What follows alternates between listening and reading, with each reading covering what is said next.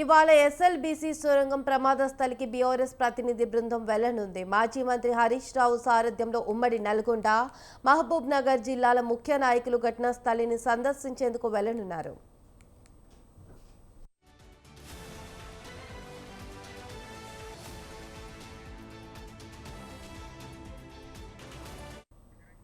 నాగర్ కర్నూలు జిల్లా అమ్రాబాద్ అటవీ ప్రాంతంలోని దోమలపెంట వద్ద గత శనివారం సొరంగం పనులు జరుగుతుండగా భారీ ప్రమాదం సంభవించింది. 8 మంది కార్మికులు అందులోనే చిక్కుకున్నారు. సొరంగం ప్రమాదంలో చిక్కుకున్న వారిని కాపాడేందుకు ప్రభుత్వం చేస్తున్న సహాయక చర్యలకు ఎటువంటి ఆటంకం కలగకూడదనే ఉద్దేశంతో ఇంతకాలం అక్కడికి తాము వెళ్లలేదని హరీష్ రావు పేర్కొన్నారు.